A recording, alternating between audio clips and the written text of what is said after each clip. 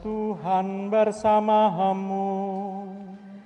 Dan bersama rohmu.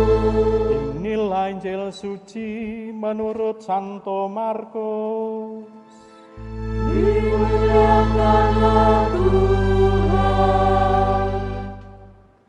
Pada suatu hari Yesus berangkat meneruskan perjalanannya. Datanglah seseorang berlari-lari mendapatkan dia dan sambil berlutut di hadapannya ia bertanya, "Guru yang baik, apa yang harus aku lakukan untuk memperoleh hidup yang kekal?" Jawab Yesus kepadanya, "Mengapa engkau katakan aku baik? Tidak seorang pun yang baik selain Allah. Engkau tentu mengetahui perintah-perintah ini, jangan membunuh, jangan berzina, jangan mencuri, jangan memberi kesaksian palsu, dan jangan menipu orang, hormatilah ayahmu dan ibumu." Lalu kata orang itu kepada Yesus, "Guru, semuanya itu telah aku turuti sejak masa mudaku." Tetapi Yesus memandang dia dan mengasihinya, lalu berkata kepadanya, "Hanya satu lagi kekuranganmu. Pergilah, jualah apa yang engkau miliki dan berikanlah itu kepada orang-orang miskin, maka engkau akan beroleh harta yang di surga. Kemudian datanglah kemari dan ikutilah aku." Mendengar perkataan Yesus, muramlah wajahnya, lalu pergi dengan sedih sebab banyak hartanya. Lalu Yesus memandang murid-murid di sekelilingnya dan berkata kepada mereka, "Alangkah sukarnya orang yang banyak harta masuk ke dalam kerajaan Allah." Murid-murid tercengang mendengar perkataannya itu. Tetapi Yesus berkata lagi, "Anak-anakku, alangkah sukarnya masuk ke dalam kerajaan surga. Lebih mudah seekor unta melewati lubang jarum daripada seorang kaya masuk dalam kerajaan Allah." Para murid makin tercengang dan berkata satu sama lain, "Jika demikian, siapakah yang dapat diselamatkan?" Yesus memandang mereka dan berkata, "Bagi manusia, hal itu tidak mungkin. Tetapi bukan demikian bagi Allah. Sebab segala sesuatu mungkin bagi Allah." Lalu Petrus berkata kepada Yesus, "Kami ini telah meninggalkan segala sesuatu dan mengikuti Engkau." Yesus menjawab, "Sesungguhnya aku berkata kepadamu, setiap orang yang karena aku dan karena Injil meninggalkan rumah, saudaranya laki-laki, saudaranya perempuan, ibunya, bapaknya, anak-anaknya, atau ladangnya, pada zaman ini juga ia akan menerima kembali 100 kali lipat rumah, saudara laki-laki, saudara perempuan, ibu, anak-anak, ladang, sekalipun disertai berbagai penganiayaan, dan di zaman yang akan datang ia akan menerima hidup yang kekal." Demikianlah sabda Tuhan. Terpujilah Kristus. Ibu, Bapak, dan saudara-saudari yang terkasih dalam Yesus Tuhan, sebelum mengawali homili saya mau bertanya dulu, siapa yang tidak mau jadi orang kaya? Angkat tangan. Siapa yang ingin jadi orang miskin? Angkat tangan. Lalu mau jadi apa? Jadi orang kaya, tidak ada yang angkat tangan. Jadi orang miskin juga tidak ada yang angkat tangan. Mau jadi apa? Apa, Pak? Mau jadi apa? Baik. Sudah pada tahu bahwa ini kadangkala pertanyaan yang menjebak. Baik, Ibu, Bapak, dan saudara-saudari yang terkasih, Tuhan Yesus menghadapi pemuda yang kaya itu dan perintahnya untuk menjual segala sesuatu. Ini bukan perintah umum untuk semua orang, tetapi ini adalah khusus untuk pemuda itu.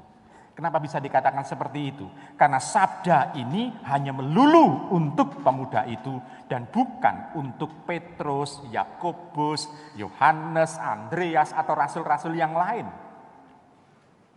Tidak ada perintah seperti itu untuk mereka. Perintah mereka hanya, mari ikutlah aku.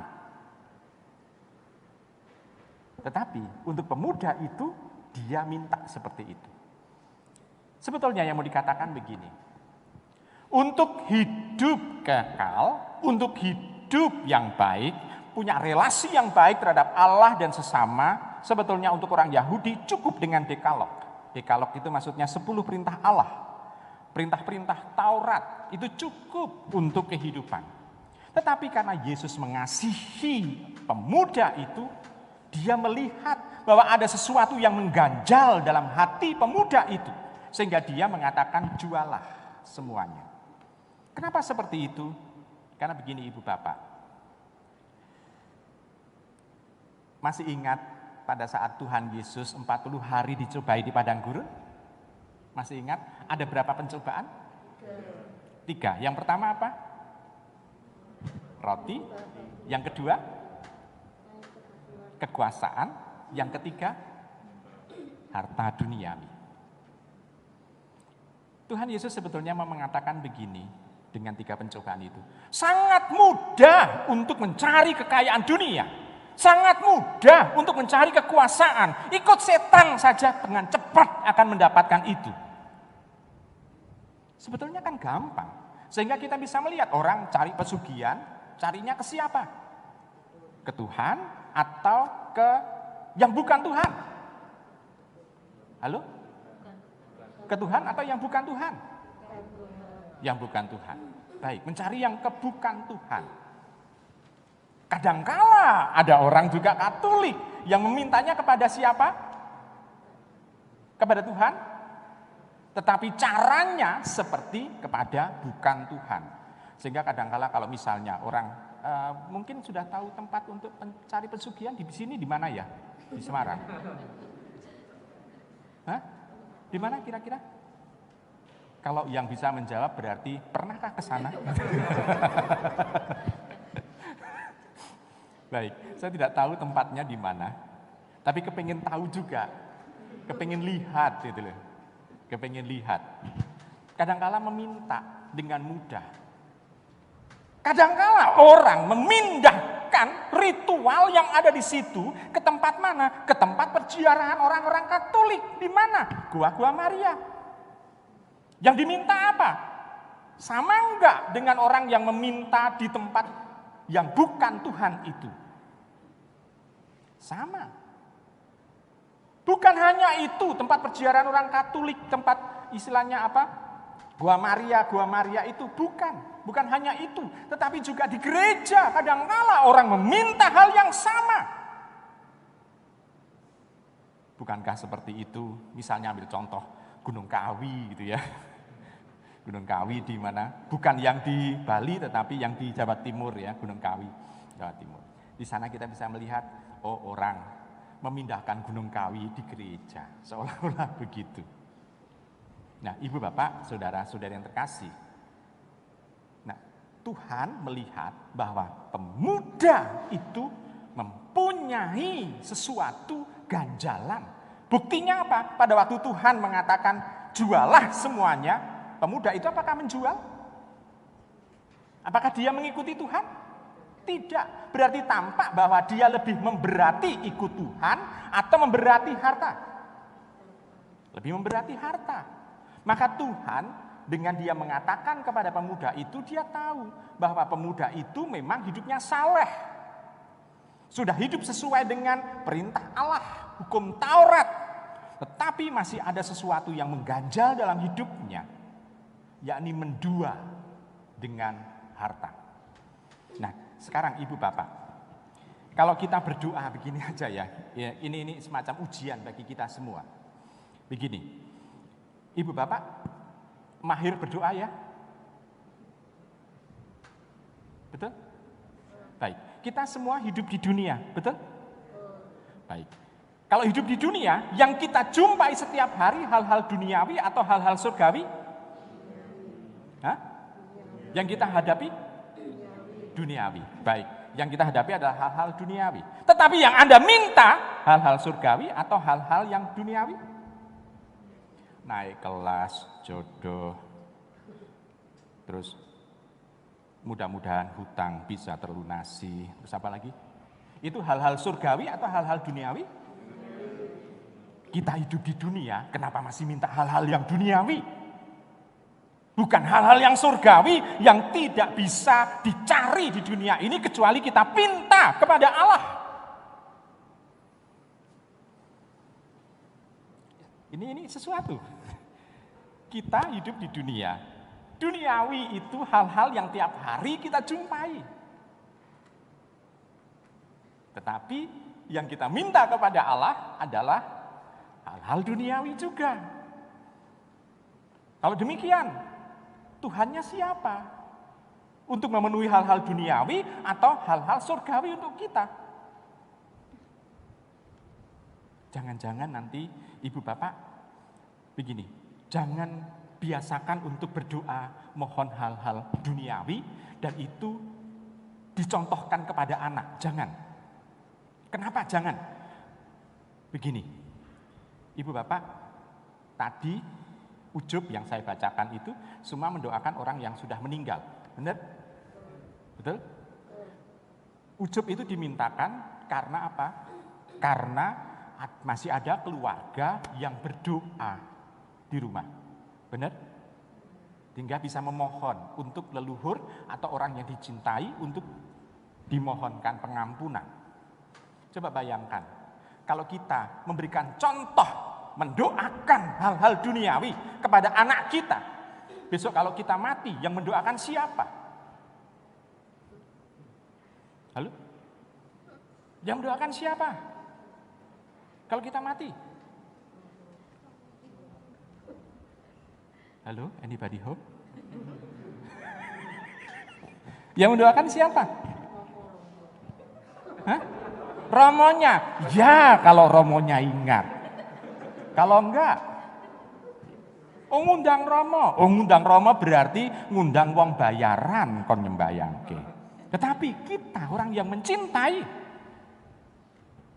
apakah juga mendoakannya?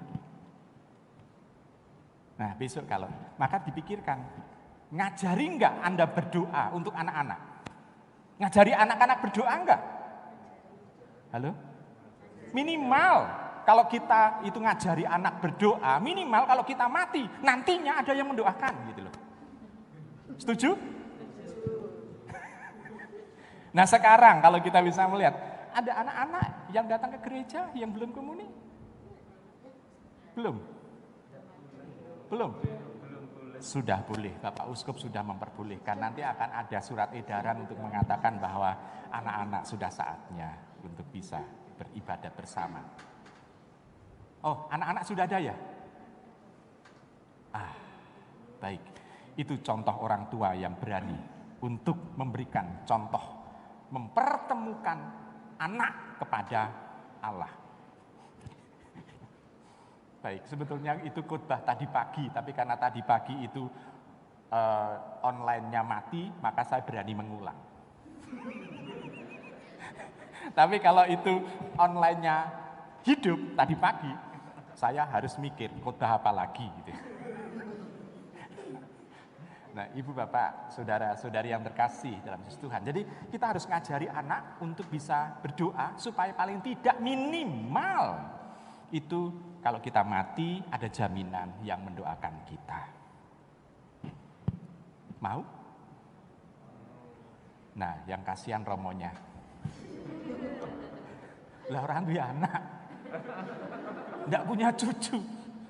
Kalau itu coba Anda bayangkan, kalau Romo mati dimakamkan di tempat pemakaman umum, cepet hilang ora makamnya. Dikunjungi umat itu layat oke banget. Kalau Romo mati yang layat banyak. Tetapi yang selalu berkunjung ke makam ada? Enggak. Buktinya apa? Coba Anda bayangkan. Masih ingat almarhum Romo Gunawan Heru? Sudah meninggal? Siapa yang pernah ke makamnya?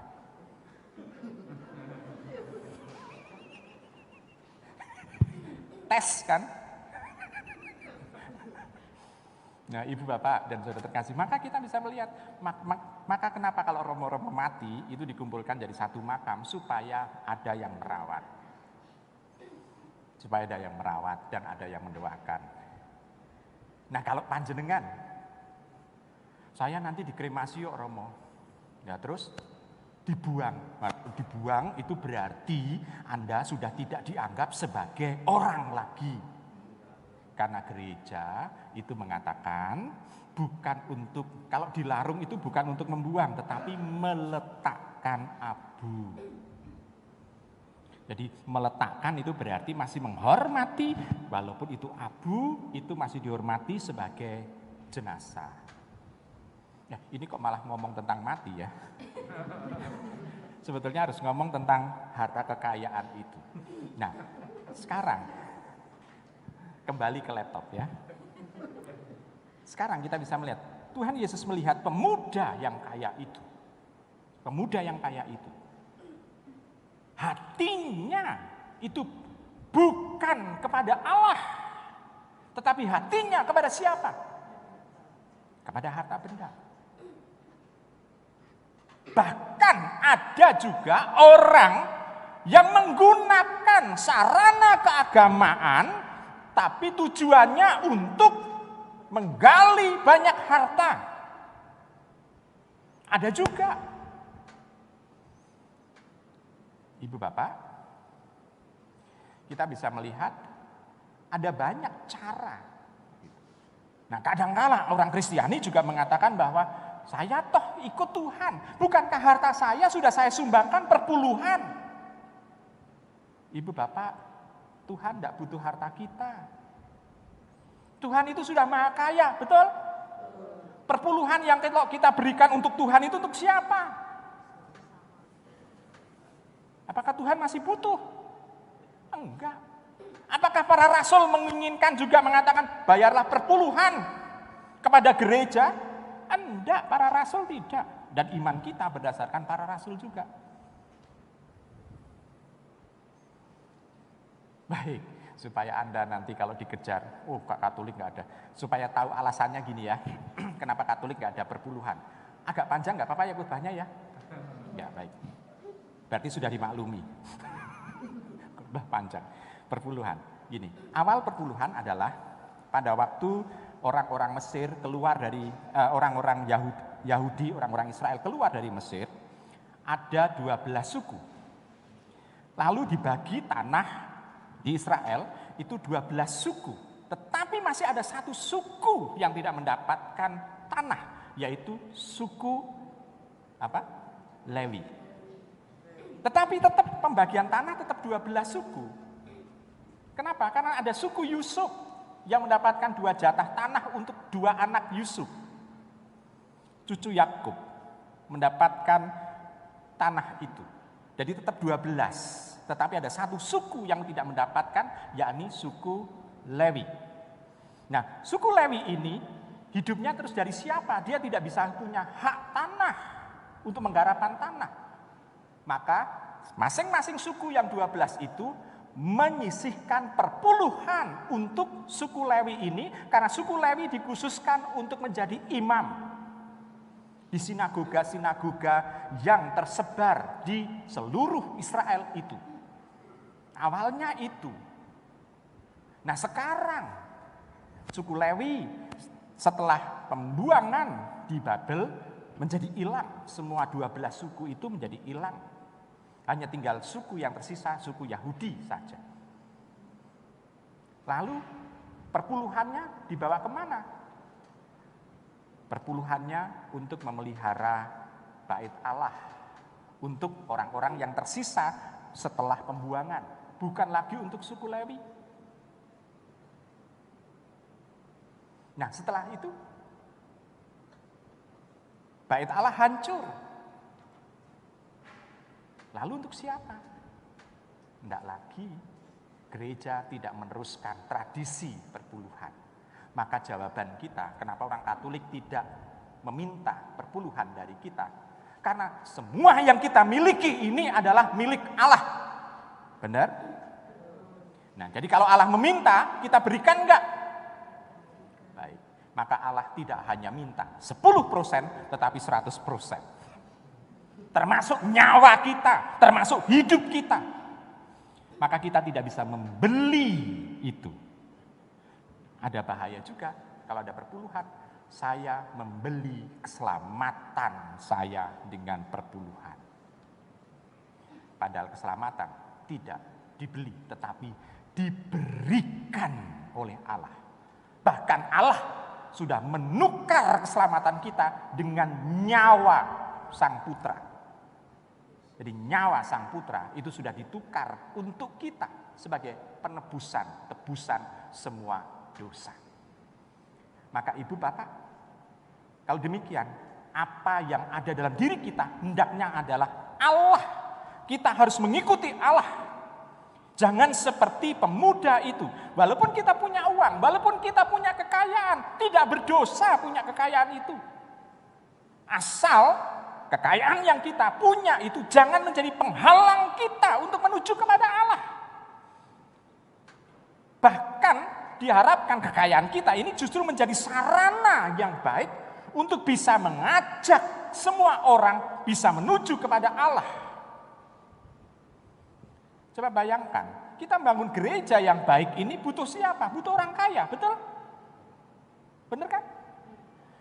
Dana baksos, bakti sosial, butuh siapa? Butuh orang yang punya duit untuk menyumbang, betul?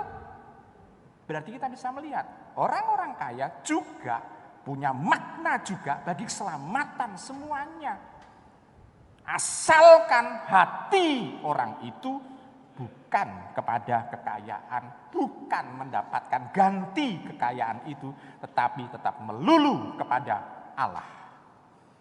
Nah, umat di Semarang Indah ini, saya percaya bahwa semua hati umat di Semarang Indah itu menuju kepada Allah, sehingga mampu kita bekerja sama satu sama lain untuk meluaskan kerajaan Allah, sehingga setiap orang yang kita jumpai bisa merasakan kehadiran Allah melalui kehadiran kita. Amin.